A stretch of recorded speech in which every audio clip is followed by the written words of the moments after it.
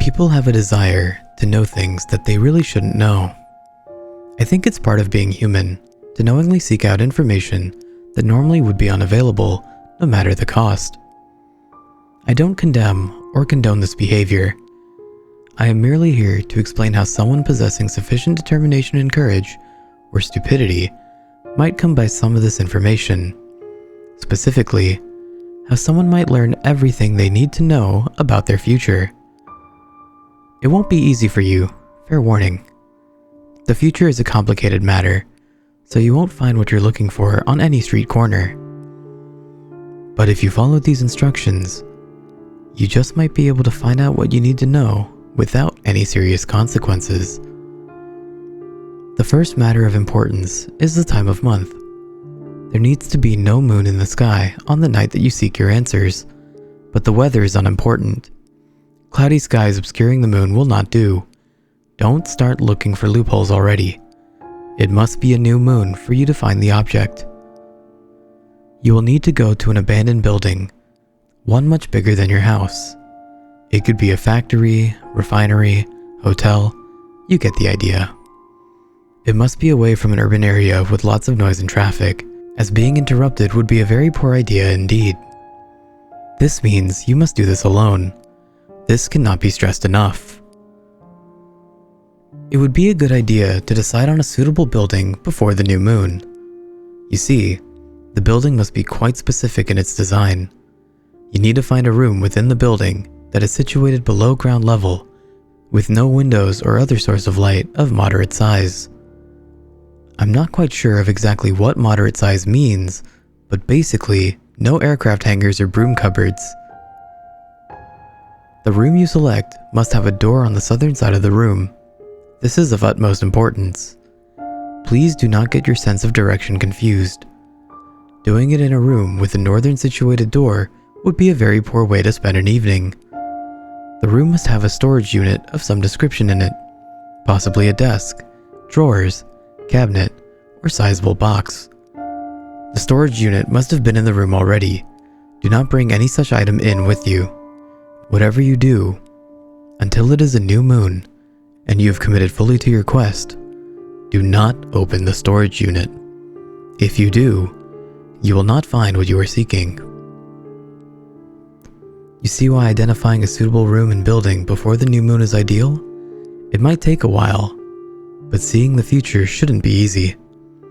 When you go back on the new moon, you must be prepared to enter the room completely naked. That means no wristwatches, nothing. Try to remember where the storage unit is within the room, and practice gauging time with no phone or watch. The task will only be able to be completed between around 2 a.m. and 3 a.m. Opening the drawer or unit before 2 a.m. will simply result in failure. Having the drawer open after 3 a.m. will be more of a problem. If the storage unit is definitely not where it was last time, get dressed and leave. Never try again. You'll be happier for it. If the unit is about where you remember, you are ready to go. Open the drawer at 2 a.m. and reach inside of it. You should feel a small candle and box of matches, as well as a larger item. The larger item is a Polaroid camera of no distinct brand or design. Light the candle and place it against the eastern wall of the room. Again, please don't mess up your sense of direction. This particular ritual could be likened to an occult game of operation, where any deviation from the desired line results in failure. Not just an angry buzzing, but I'll leave that to your imagination. You probably won't notice immediately that you've made a mistake, so keep your wits about you. With the candle lit, you can proceed to ensure that there are no extra items in the drawer, particularly coins. If there are coins, leave immediately and do not take them. If there is nothing else in the drawer, you may take the photos.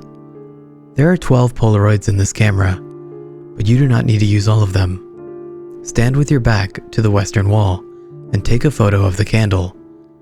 Wait for it to develop fully before taking another. This rule applies to each photo you take. Despite the lack of light, the Polaroid should develop quickly. You will notice immediately that the photo is not of a candle. If it is, I'm so sorry. It will be a photo of you, but a reasonable distance into the future. This could be 20 years or 200. It really depends. So don't be too concerned if you see a crumbling tombstone. That will be most of us in 200 years, unless you place the candle against the western wall. This is where the quest becomes interesting. You may use as many or as few Polaroids as you like to find your answers. Each photo you take will be closer to the present time, but the time difference between photos will be random. They may show you your future house or car in the background. They may show your future wife or children. The most important thing here is to keep count. You do not want to use the last Polaroid no matter what. Trust me. There are many ways to grant eternal suffering from this quest, but by far the worst is using the last Polaroid. Using the last Polaroid will invite an entity into your world that is as old as time itself. It may not kill you immediately. In fact, it may never lay a hand on you. It will, however, ensure the most horrific suffering you can imagine. That can mean watching everyone you love be flayed alive every day for all existence. Maybe it will possess you and let you watch it do horrible things. This is not an entity that you want to have tea and biscuits with.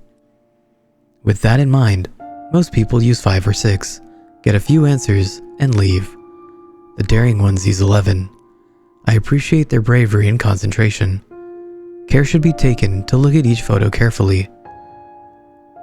If there are any obscure shapes hiding in the background, it is time to conclude your quest. If each photo is of the same tombstone, it may not be worth continuing until you can see the inscribed date. Wouldn't want it to be too soon, particularly if you're not 100% confident of all previous steps being completed correctly. If you used less than 11 Polaroids and the photos all are devoid of peculiar shapes, good on you. You are done now. Just make sure you conclude your quest before 3 a.m. Place the camera and the Polaroids back in the drawer. Blow out the candle and place it in the drawer too. Leave the building and get what you can from your answers, but don't try the procedure again. I hope you get what you desired. If you used 11 Polaroids, I have an apology to make. I did say earlier that there were 12. I think I accidentally put one less in this time.